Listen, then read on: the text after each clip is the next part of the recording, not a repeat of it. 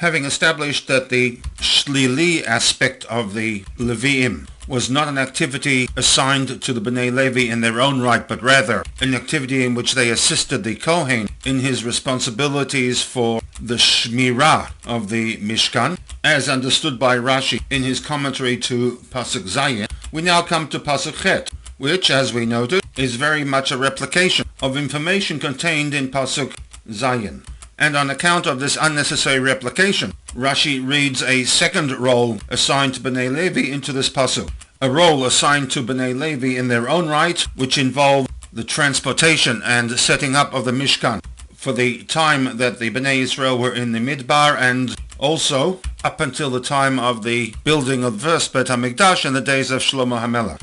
The second component was that of Shir, which carried through into the times of the Bet HaMikdash, they're accompanying the avoda of the Kohanim with music. This reading of the Rebbe into Bamidbar 3.8 is supported by the opening statement of this pasuk, V'shamru et kol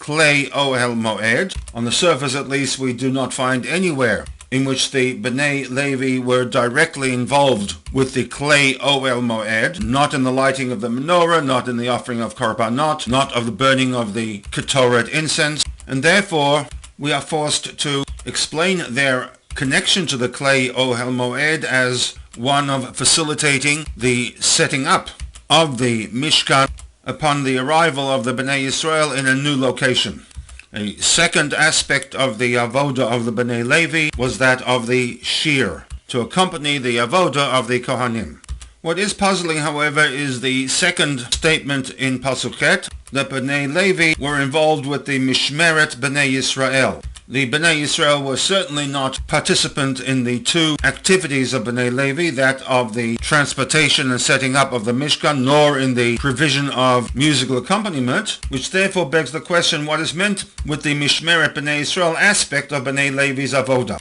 And to this, Rashi in his commentary to Pasuk Chet responds that the Bnei Levi functioned as Shlichim on behalf of the Bnei Israel. In the words of Rashi, Shekulam hayu zekukim letzarchi hamikdash, that in theory the entire nation were to be involved in the needs of the Mikdash. Ela shehalaviim ba'im tachtehem, Shevet Levi took their place and acted b'shlichutam, as their shlichim, as their emissaries. And Rashi goes on to provide textual evidence to his reading of the text. That evidence comes from a pasuk in Bamidbar Yud Chet Lamed Aleph. In Bamidbar 18, we have the laws of Maaser Rishon, for which the nation were obligated to allocate 1/10 of their produce to be given to Shevet Levi. In discussing the laws of Maaser Rishon, the pasuk states that V'achaltem oto b'chol makom, the consumption of Maaser Rishon was not limited to the environs of the Mikdash area, nor,